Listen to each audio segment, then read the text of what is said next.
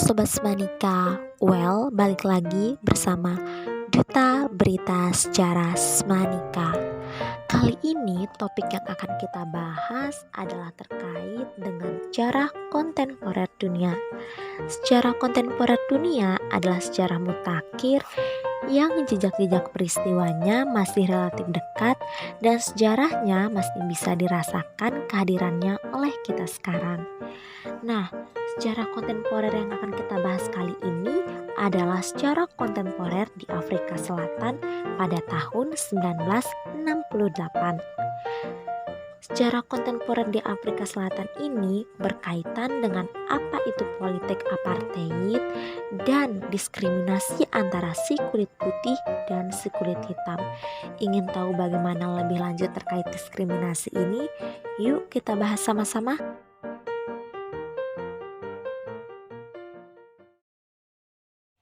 (1968) Afrika Selatan. 20 juta orang kulit hitam diperintah oleh minoritas 4 juta orang kulit putih di bawah rezim apartheid yang brutal.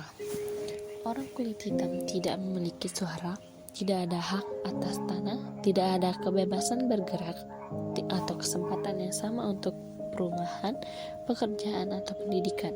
Orang kulit putih yang bertekad untuk mempertahankan kekuasaan, melarang semua organisasi oposisi, memaksa pemimpin mereka ke pengasingan atau memenjarakan mereka sebagian seumur hidup di Pulau Robben. Film ini dimulai dengan menunjukkan orang kulit hitam yang dirantai dan dicambuk untuk menaiki sebuah kapal yang akan berlayar menuju Pulau Robben. Pulau Robben adalah sebuah pulau di Teluk Tabel 6,9 km sebelah barat pesisir Bluebergstein, Cape Town, Afrika Selatan. Bentuknya agak oval, dari utara ke selatan panjangnya 3,3 km dan lebarnya 1,9 km. Sedangkan luas dari wilayah ini adalah 5,7 km.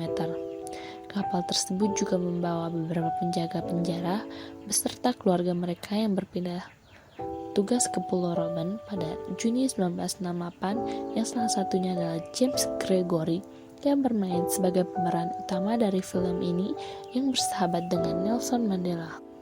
James memiliki sebuah keluarga dengan istri, seorang anak perempuan dan anak laki-laki. Film ini dibuat berdasarkan buku Goodbye Bafana oleh James Gregory dan Bob Graham yang diterbitkan oleh Robin Laffont. Jadi bisa dibilang film ini merupakan film yang dibuat berdasarkan kisah nyata. Dikatakan bahwa orang-orang kulit hitam dipenjarakan di penjara Pulau Robben bukan hanya sekedar orang jahat, namun mereka dicap sebagai teroris. Semua keluarga para penjaga penjara yang berpindah tugas ditempatkan di rumah yang telah disediakan untuk mereka. Setelah berpindah, James dan istrinya diundang untuk menghadiri acara penyambutan penjaga baru oleh figur militer lainnya. Di sana, ia diminta bertemu dengan seorang mayor dari Biro Keamanan Negara yang bernama Peter Jordan. Ia ditanya bagaimana bisa mengetahui dan mempelajari bahasa Xhosa untuk kompetensinya menjaga keamanan penjara. Dengan mengetahui bahasa Xhosa, James ditugaskan untuk mencari tahu maksud dari perkataan surat yang diberikan para tahanan yang bisa dijadikan sumber informasi untuk para atasannya. Bahasa Xhosa adalah salah satu bahasa resmi yang digunakan di Afrika Selatan. James memulai pekerjaannya di Pulau Robben sebagai petugas sensor. Jika para tahanan ingin menulis sebuah keluar, mereka harus menulisnya melalui dia. Hanya satu surat untuk setiap 6 bulan. Tidak boleh lebih dari 500 kata dalam surat. Tidak boleh menyertai referensi tahanan lain, tidak boleh menyebut kondisi penjara, dan tidak boleh ada pembahasan politik. Yang tidak mengikuti regulasi tersebut, maka surat mereka tidak akan dikirim. Saat menerima surat dari luar pun akan diinspeksi terlebih dahulu oleh James. Pada awalnya, Mandela tidak muncul karena ia sedang dikurung di penjara soliter karena perbuatannya. 6 bulan kemudian, Mandela mendapat kunjungan dari istrinya yaitu Winnie Mandela.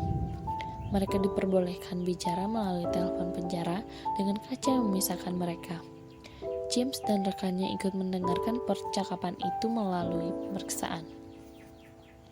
Mereka tidak diperbolehkan bicara dengan bebas, hanya boleh berbicara dengan menggunakan bahasa Inggris dan berbicara tentang keluarga saja. Istri James, Gloria, sedang bercengkrama dengan istri para petugas lainnya. Ia memberitahu mereka bahwa dulu James tumbuh di sebuah pertanian di Transkei dan berteman dengan seorang penduduk asli yang bernama Bavana. Setelah itu, ia mengajak kedua anaknya untuk pergi memancing. Saat tengah memancing, muncul rantaian para tahanan penjaga yang sedang digiring oleh petugas untuk berjalan. James bersembunyi untuk menyembunyikan kedua anaknya.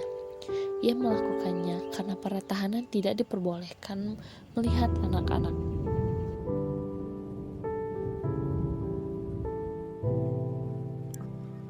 Kemudian mereka kedatangan kunjungan, yaitu ibu dari Gloria. Saat mereka berjalan di depan supermarket, tiba-tiba truk besar berhenti di jalan. Banyak petugas membawa tongkat baton dan kemudian mulai memukuli orang-orang kulit hitam yang sedang berjalan, menanyai tentang paspor mereka, termasuk seorang wanita yang sedang menggendong bayinya. Ia berlari namun terlebih dahulu tertangkap oleh para petugas dan ia dipukuli, kemudian diseret untuk masuk ke belakang truk. Bayi wanita itu terjatuh begitu saja dan mulai menangis. Wanita tersebut dibawa oleh petugas bersamaan dengan bayinya. Hal tersebut membuat anak-anak James ketakutan, terutama anak perempuannya. Sesampainya di rumah, mereka memanggang bersama untuk menyambut kedatangan ibu Gloria. Namun, anak perempuan James hanya merebahkan diri di sofa, masih memikirkan apa yang terjadi tadinya. James dan Gloria kemudian menenangkannya. Di tempat kerjanya, ia terkadang banyak menanyakan persoalan hak dan peraturan dari orang-orang kulit hitam pada atasan.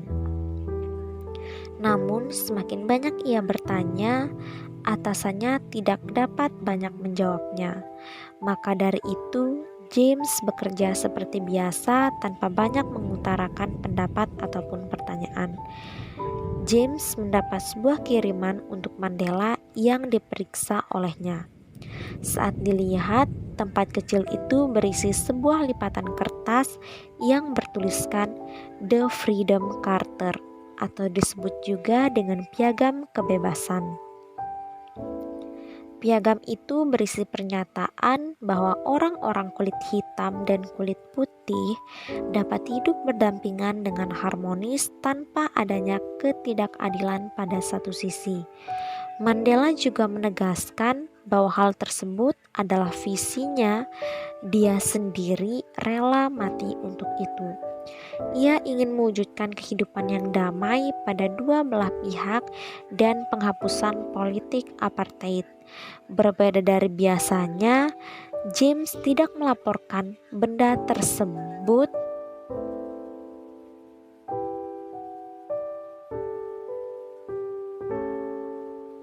James berjalan-jalan dengan Mandela untuk mengkawalnya kembali masuk ke penjara. Mandela meminta James untuk menyekolahkan anak-anaknya setinggi mungkin agar mereka bisa melakukan sesuatu yang berguna dan hebat dalam hidup mereka. Kemudian Mandela meminta kepada James untuk memberikan sepotong coklat kepada istrinya sebagai hadiah Natal. James awalnya menolak, namun ia setuju untuk melakukannya. Mandela tetap berjalan dan menjatuhkan coklat tersebut agar James bisa mengambil dan menyembunyikannya. Pada saat Winnie kembali mengunjunginya dan hendak meninggalkan tempat tersebut, James diam-diam memberikan coklat tersebut kepada Winnie dengan membalutnya dengan kain putih agar tidak terlihat oleh para penjaga lainnya. Namun hal ini tidak berdampak baik pada James, karena keesokan harinya atasannya memanggilnya untuk datang ke kantornya. Ia ditunjukkan sebuah koran yang judul utamanya "Orang Kulit Hitam Menyantap Coklat" sebagai cuci mulut di hari Natal mereka. Oleh karena itu, ia diberikan shift yang lebih lama dan ia mulai dikucilkan oleh para orang kulit putih lainnya yang tinggal di Pulau Robben. Pada suatu malam, James sedang berada di bar dan melihat kapten kapal yang membawanya kemari. Ia mencoba berbincang dengannya, namun kapten kapal tersebut enggan berbicara dengannya. Tak lama setelah itu, dua orang kulit putih datang dan mengusiknya. Mereka mengganggu kenyamanan James, membulinya dan menyebutnya sebagai pecinta kafir. Orang-orang kulit putih menyebut para orang kulit hitam dengan panggilan kafir. James menyerang salah satunya, namun ia kalah jumlah. Perkelahian itu kemudian dihentikan oleh kapten kapal dan James disuruh untuk pulang. James pulang dalam keadaan muka yang merah dan penuh luka. Istrinya segera mengobati wajahnya dan bercerita padanya bahwa ia tidak lagi diundang di acara-acara perkumpulan para istri penjaga karena perbuatan James yang dicap sebagai memihak orang kulit hitam. Oleh karena itu, James dan Gloria akhirnya ingin pindah dari pulau itu dan mereka akan mencari pekerjaan lain. James menyatakan undur diri tak lama setelah itu. Namun, ia tetap ditawarkan pekerjaan yang lebih walaupun telah menerima pekerjaan yang baru dan menjalani hidup yang baru tidak lagi di Pulau Robben. Ia ditawari menjadi penjaga di penjara yang sangat ketat dan jauh di perkotaan di mana Mandela kembali bertemu dengannya. Mandela dipindahkan karena pemberontakan massa sangat meningkat dan Mandela sangat diawasi karena diyakini sebagai dalang dari segalanya. James pun menerimanya dan segera keluar dari Pulau Robben. Pada April 1982, ia mulai melaksanakan semuanya dengan baik lagi. Ia menjadi penjara dengan sangat ketat dan kali ini didampingi oleh anak laki-lakinya yang telah bertumbuh dewasa. Ia kerap kali bertemu dengan Mandela, mereka berdua pun menjadi akrab dengan Mandela. Kemudian Mandela dipersilahkan menemui keluarganya. Di penjara yang baru ini, Mandela diperbolehkan untuk berada di dalam satu ruangan dengan keluarga yang mengunjunginya. Setelah 20 tahun ia tidak pernah menyentuh istrinya, ia akhirnya dapat memeluk istrinya dan anak-anaknya. Dengan suasana pemberontakan dan konflik yang tidak pernah berhenti-henti, pemerintah Afrika Selatan diminta untuk menyelesaikan konfliknya dan menghentikan penjajahan mereka atas orang-orang kulit hitam, tetapi mereka tidak ingin menyerah. Bersamaan dengan kerasnya konflik yang ada, Mandela ditransfer ke penjara yang lebih layak dan aman, yaitu penjara Victor Verster Gevangenis yang merupakan penjara pertanian. Keluarga James ikut dipindahkan untuk mengawasi Mandela di sana. Keluarganya diberikan rumah yang lebih indah dari sebelumnya dan tempat yang sangat bagus sekali. Kehidupan mereka pun berubah total. Bukan hanya James dan keluarganya yang diberikan tempat tinggal yang indah, namun Mandela pun juga mendapatkannya. Bahkan tidak tampak seperti penjara lagi. Ia hanya dikurung dan dijaga dalam sebuah rumah yang sangat besar. Mandela menggunakan tempat itu untuk mengadakan pertemuan dengan yang lainnya. Di tempat itu, mereka mendiskusikan mengenai kemerdekaan mereka. Mandela dibebaskan dan Afrika Selatan berubah menjadi Afrika yang baru sesuai dengan piagam kebebasan yang disusun oleh Mandela, di mana kedua belah pihak, orang kulit putih dan orang kulit hitam, dapat hidup berdampingan dengan harmonis tanpa konflik. James Gregory pun mendapat kenaikan pangkat menjadi letnan. Pembebasan Mandela diberitakan di televisi, di mana ada banyak helikopter di atas dan reporter dan mobil-mobil yang menggiringnya. Pada 1994, Mandela menjadi orang pertama yang menjadi presiden melalui pemilihan secara demokratis di Afrika.